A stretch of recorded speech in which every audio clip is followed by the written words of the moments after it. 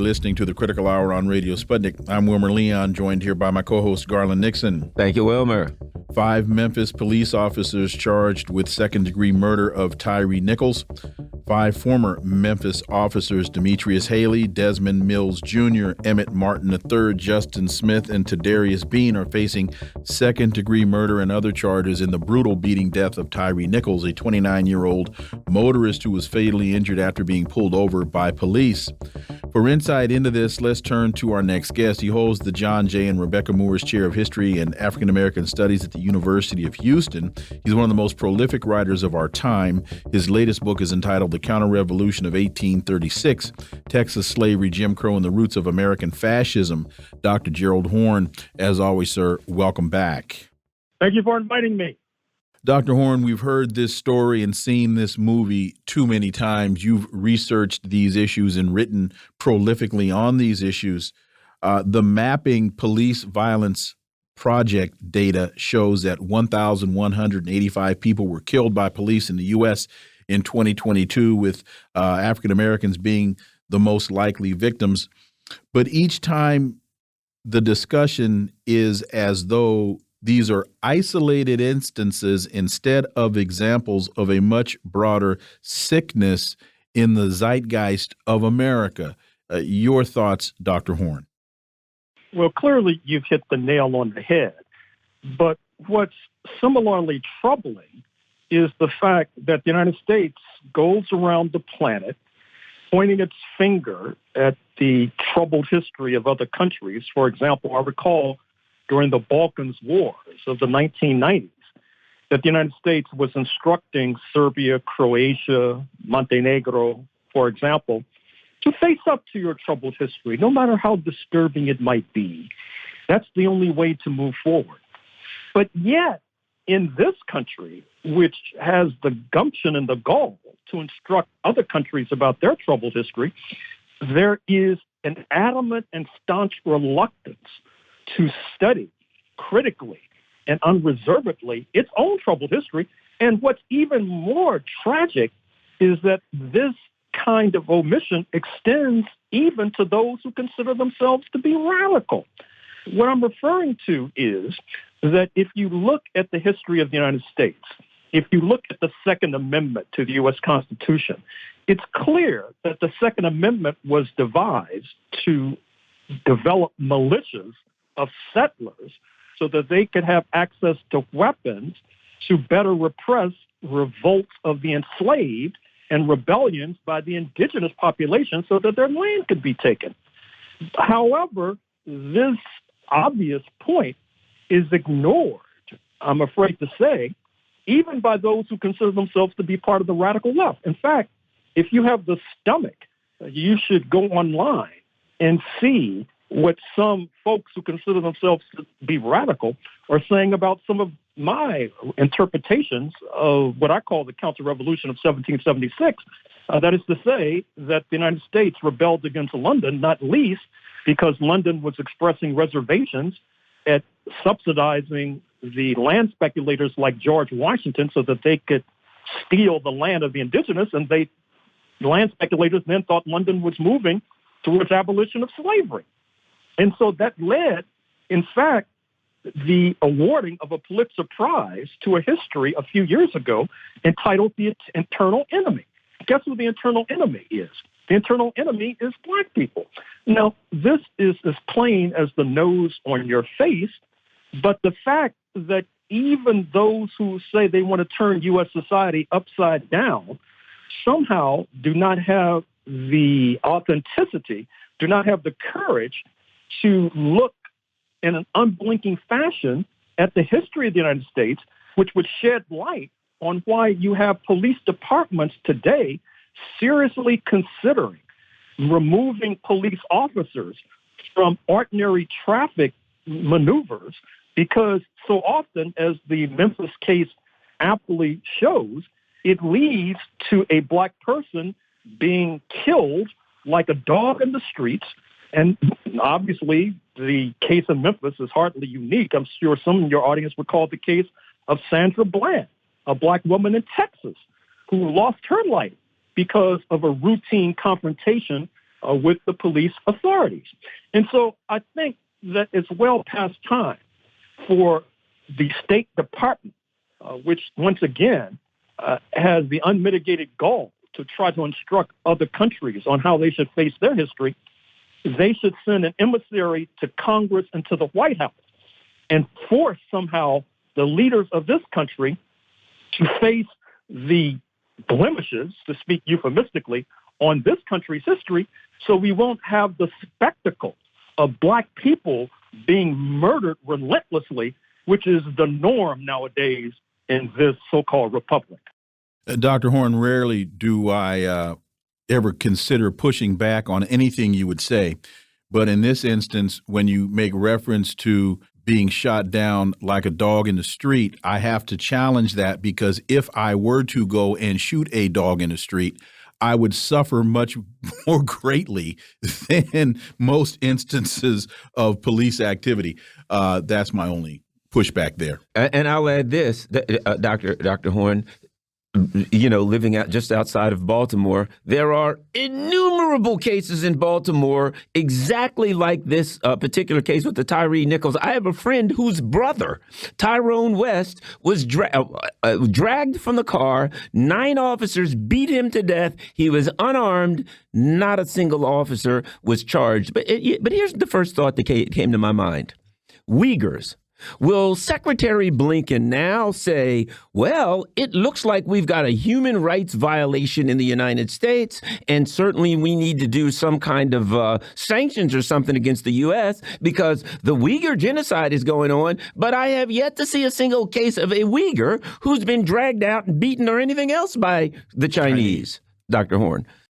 Well, with regard to the former point, what's remarkable is that about 30-odd years ago, you may recall that Los Angeles, the second largest U.S. city, erupted in flames because, once again, a Black motorist, speaking of Rodney King, was captured on tape being pummeled and beaten relentlessly and mercilessly by officers of the state, speaking of the California Highway Patrol and the Los Angeles Police Department.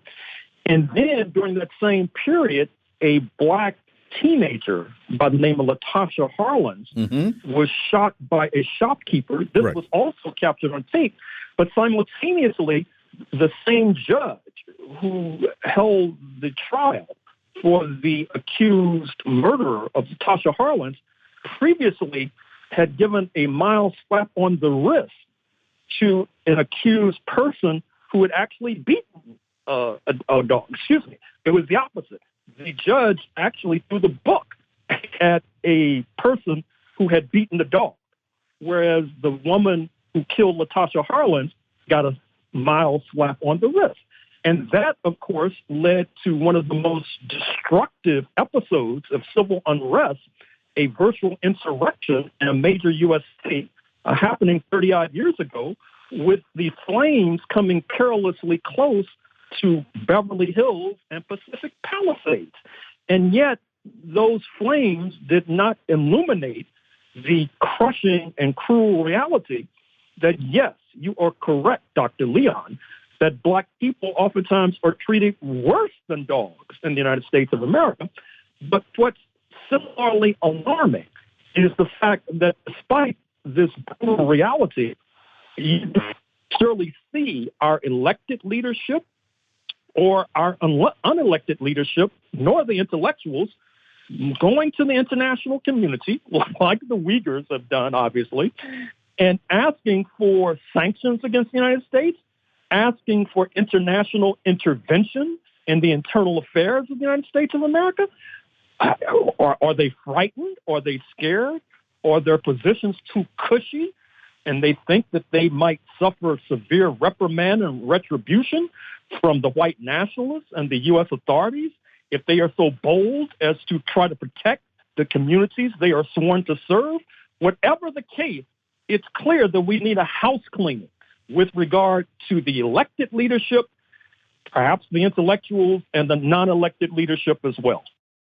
Backlash grows against DeSantis' decision to block AP African American Studies class Florida Governor Ron DeSantis is facing mounting backlash regarding his administration's decision to prohibit an advanced placement high school course on African American studies, with black leaders rallying in the Capitol, a prominent civil rights lawyer threatening to sue, and that being Ben Crump, and state lawmakers urging him to reverse the decision. With this, and knowing that DeSantis is looking towards the White House, is he testing the waters here with this issue? There are elements of this that, to me, are familiar to the Virginia governor, whose name is escaping me at the moment. Governor Youngkin. Glenn Youngkin, thank you, who ran on this whole idea of school choice and critical race theory, which doesn't even exist, at least in the elementary and high school levels and college levels. I see parallels between Youngkin and DeSantis here, and I'm wondering if you're seeing this as a possible tactic by the Republican Party. Well, it's clear, and it wouldn't be the first time. I'm sure you recall the so-called Southern strategy enacted by the GOP in the wake of the passage of the Voting Rights Act of 1965, where then U.S. President Lyndon Baines Johnson predicted, I'm afraid to say, that his party pushing for the enfranchisement of black people would cause a defection in the so-called white South.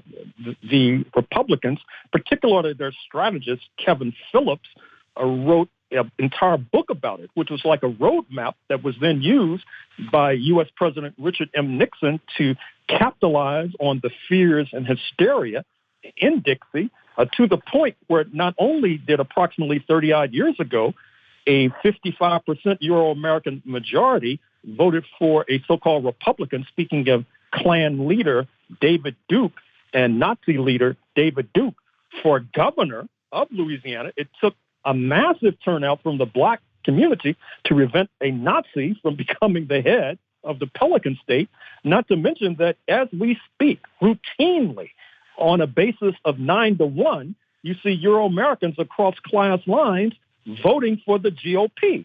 And once again, when people like myself try to point out these unavoidable and inconvenient truths and facts, some of the staunchest opposition comes from Euro-Americans who consider themselves to be part of the radical left. Now, you explain that to me. I'm not sure I can explain it. And that brings us to Governor DeSantis, who obviously has pipe dreams about entering the White House in January 2025.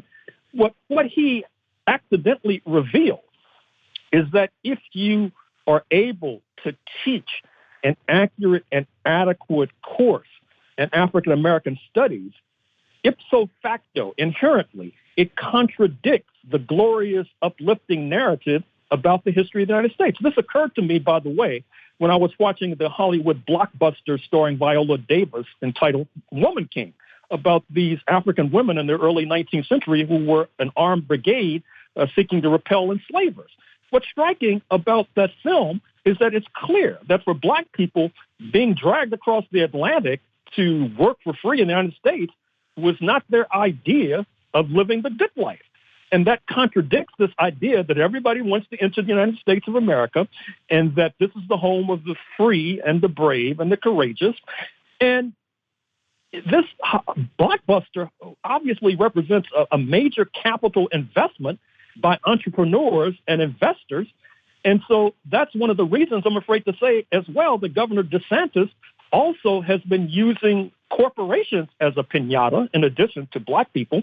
Recall that he also has waged a low-grade conflict against Disney Corporation, a major employer in Florida. In the state of Texas, you see that the Attorney General has gone after Wall Street firms because he says they're not adequately financing gun manufacturers. And this, in some ways, is an emblem of an emerging fascism when you see that elected officials are not only going after a minority population, so-called, like the black community, but also going after corporations that they feel are not sufficiently aggressive in repressing so-called minorities, particularly those who are oftentimes on the business end of a 45. So this is the danger that we face in this country. And once again, Garland, I hope this message is somehow conveyed to Secretary of State Blinken so he can send human rights investigators to the White House, to Capitol Hill, and then fanning out across Baltimore and Washington and Virginia. I think they're a little too busy right now because the FBI is going after the Uhuru movement, the African People's Socialist Party, apparently building basketball courts in the community for black people and trying to help the black community fight back against racism. It's keeping them lower the death rate providing prenatal care. Yeah, it's just keeping them too busy. We got about 2.5 minutes for that, Dr. Horne. Well, only the naive should be surprised by this. We all know that the secret, often unsheathed weapon of Black America, to bring this conversation full circle, is making a full-throated appeal to the international community. And that's one of the reasons why the Uhuru movement is being subjected to this fly-specking and legal scrutiny, because it's being accused of being all too close to Moscow. Now, that should ring a bell, because the late, great Paul Robeson was accused similarly. We all know that in 1951, when 83-year-old W.E.B. Du Bois was handcuffed and put on trial in Washington, D.C. for being an agent of an unnamed foreign power, we know that the underlying basis of this sham prosecution was that his calling for an abolition of nuclear weapons meant that he too was an agent of Moscow. So I think it's long past time for those who purport to be leaders, thought leaders or political leaders in our community, grasp the nettle and recognize that if they are to do their jobs adequately, they're going to have to make an appeal to the international community. They're going to have to turn their backs on the State Department, and they're going to have to turn their backs ultimately on the right-wing foreign policy of one Joseph R. Biden. Dr. Gerald Horne, as always, thank you so much for your time. Greatly, greatly appreciate that analysis, and we look forward to having you back.